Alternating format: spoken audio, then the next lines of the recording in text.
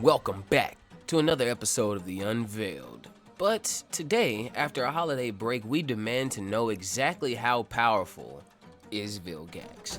Before we get into some hero time, do me a favor and leave a like on the video and click that bell icon to get notified for when I drop more content. Now, standing as Ben's most reoccurring villain, outside of maybe Professor Animo, Vilgax is an intergalactic alien, warlord, and conqueror from the species known as the Chimera Suggenaries. Ben considers him as the most dangerous villain he has ever faced. Vilgax was the primary antagonist in several seasons of Ben 10, Alien Force, and Ultimate Alien. Vilgax's original goal was to acquire the Omnitrix and exploit its technology to build an army capable of transforming into aliens at his own command, and then use them to conquer the universe. Pretty cut and simple. Though he originally chased Ben Tennyson merely to achieve this goal, and had very few concerns about Ben's fate outside of him getting the Omnitrix, his constant defeat and inevitable imprisonment in the Null Void by Ben's hands had his hatred grow for him to the point that he'd very much so like to kill Ben, if not more than getting the Omnitrix itself. This all stems from an event of time hopping in Ben 10 Omniverse, my least favorite if you haven't noticed, where Ben and George Washington team up to stop Vilgax and another rogue Chrono Sapien. Here, a young Vilgax gets his literal tentacles handed to him by an experienced Ben, thus leading to his unhealthy obsession with the Omnitrix. In the past, we know that it took Max Tennyson strapping Vilgax to a nuke, which exploded with his ship to get rid of him, and this didn't even kill Vilgax. Meaning, Vilgax can literally tank nuclear bombs, and I'd say given Matt's age, they were probably around Cold War era canonically. We first see Vilgax in Ben 10 in his cybernetically enhanced form. This was after the space battle for the Omnitrix that resulted in Vilgax losing his body in the resulting explosion. He was then equipped with cybernetic enhancements and steroid boosters. Vilgax's feats in his cybernetic form gives us a real look into the terror of what he can actually produce.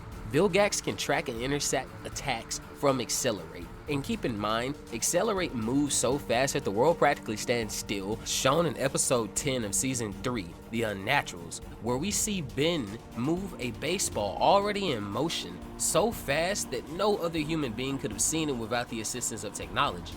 Vilgax going on has been able to overpower forearms in hand-to-hand combat, taking direct blasts from heat blasts who can melt stone. And classic Vilgax was also capable of gigantic Hulk-like leaps, along with the strength to throw heat blasts through several buildings and shatter one of the heads on Mount Rushmore, which I'm pretty sure was George Washington's. He's shown to be an outright match for Ultimate Kevin, beating Kevin like the child he is in their first encounter, and can even survive being tossed out of orbit and into space by Way Big, meaning Vilgax's body can withstand escape velocity, which clocks in on at 25,000 miles per hour. In his appearances in Alien Force and Ultimate Alien, Vilgax becomes a true powerhouse, not like he already wasn't. After having conquered 10 worlds and absorbing the powers and abilities of their champions, RIP Ultimo, Vilgax has gained new powers such as flight, heat vision, and additional strength and durability. He directly is stronger than Humongousaur in this rendition, and faster in flight than even Jetray. Jetray being able to access hyperspace-like speeds, by the way. His attacks are fast enough to track and hit Accelerate, and he can fight intangible foes like Big Chill and even Ghost Freak with his Gauntlet's countermeasure effects.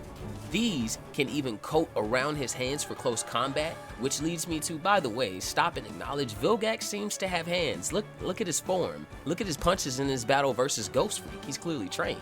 Vilgax's next canon power-up was as the Herald of Dagon, where after swearing his eternal allegiance to the extra-dimensional creature known as Dagon, he was granted limited access to its power.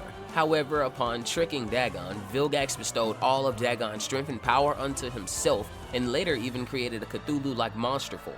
In his amped form, Vilgax tanked direct laser fire from the Mount Rushmore plumber defenses and casually ripped the face off of George Washington specifically. Because remember, he actually met old George canonically, and he then tosses the face several kilometers into the distance. This being Vilgax's second display of destroying a national monument? Wait, third? I think he destroyed the Washington Monument as well, though he still took his L as most villains tragically do, and this came from Ben in the form of Ultimate Swampfire, which I feel was hella inconsistent, because overall in their fight, Vilgax proved to be stronger than old George wielding the reality warping sword, Kevin, Gwen, and Ben, but suddenly at the height of his power and being a literal god, Ben turns into Ultimate Swampfire and practically one-shots him, I guess.